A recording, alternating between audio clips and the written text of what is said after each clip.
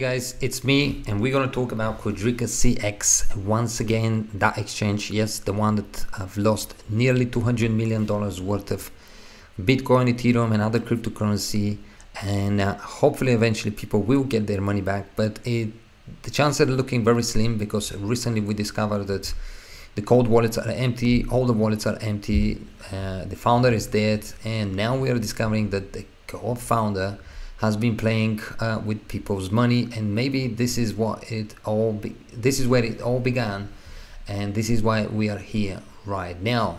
We're then going to talk about something even more interesting about the guy, but before that, let's see what this fella right in front of you guys has been doing. Apparently, I can't confirm it 100%, but people are linking him to makemoney on Reddit, and he's been boasting about the fact that he's placing huge amount of position on Bitmex, and it's likely that he's been losing huge amount of money.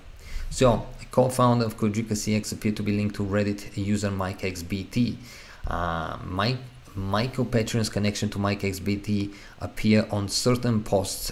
They are previous posts, even dated back to 2014, but they are not linked to QuadrigaCX, so we're not going to cover those ones, but we're going to talk about his positions, which are the main ones and which are probably the beginning of the end of QuadrigaCX. So in one of the comments posted on our Bitcoin markets in April of 2018, so as you can see, because they did start having difficulties, I remember early last year where they had problems with the banks, and maybe this is where it all went wrong. So closed my 7 million long posted here from 6,580 on average of 6,840, a gain of approximately 4% plus on a bit of a micro fees and perpetual fundings.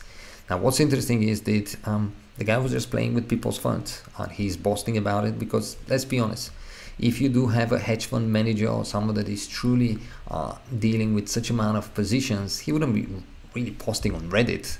I mean, what's the point of it?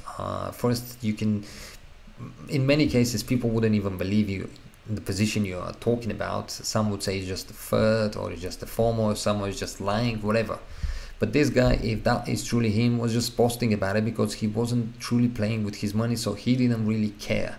And many times you have, because I do say trading in some cases like gambling, and many say that yes, sometimes you do hear when gamblers win because they like to talk about their winnings, but you never hear them talk about their losses. Rarely a gambler would talk about their losses.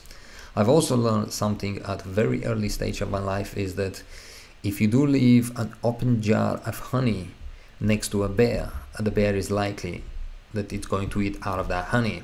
And this is probably exactly what happened here. People send their cryptocurrency to the exchange, trusting the exchange.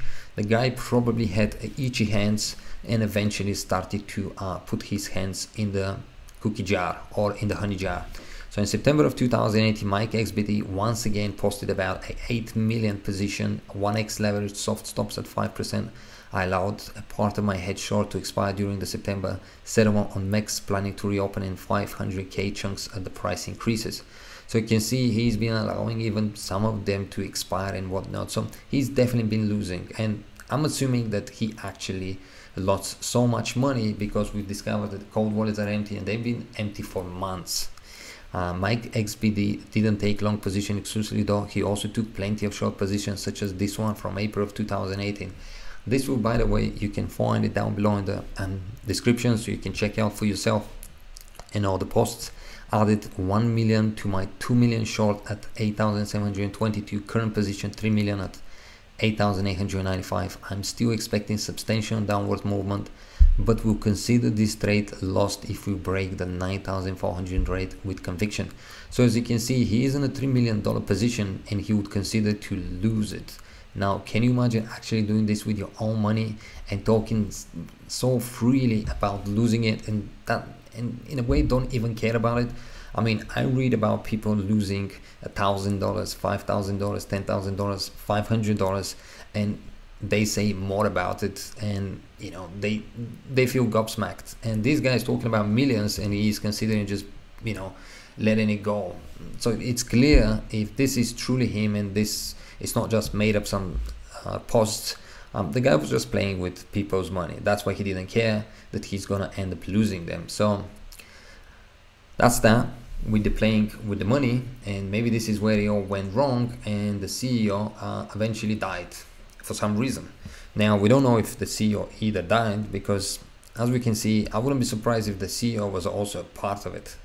I mean, let's be honest, how come it's so unbelievable that these guys wouldn't really do everything together.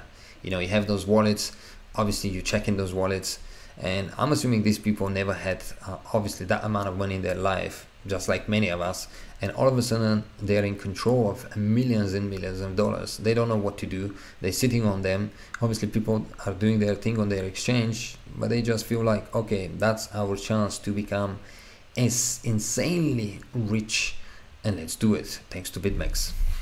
So another very interesting thing is something I also found on Reddit, a link will be down below, is that apparently this guy is actually a convicted felon in the United States.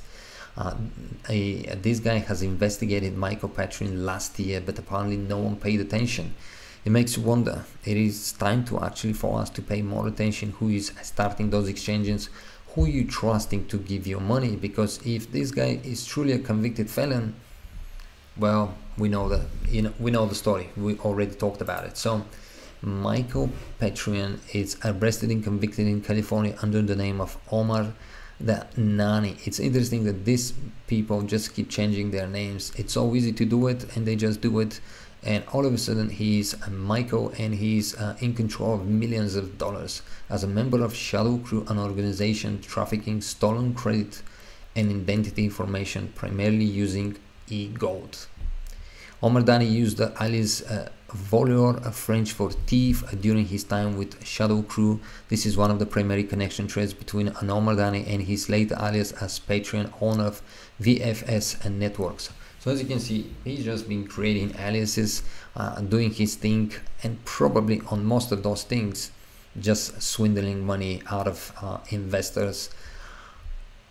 It's a criminal. It's a guy that is, if it's him, by the way, I'm just reading you something that I can't confirm it 100%, but if it's him, it definitely is a career criminal, and it led to huge losses for over 115,000 customers, which are likely to never see their money back again.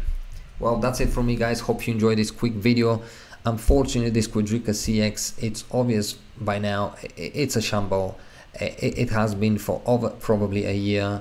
I think it all went sour when these guys just all of a sudden had control of millions of thousands of bitcoins worth millions of dollars, and they just lost it. That's pretty much it. When you give money sometimes to people that never had money, or a huge amount of money, like for instance some lottery winners, they never had money before, and they pretty much lose it. They go crazy, they start spending, they start doing some stupid things, and eventually some of those people end up broke. And I'm assuming that's pretty much probably what happened with these guys. That's it from me. Hope you enjoyed it. Let me know what you think, and I'll see you in the next one.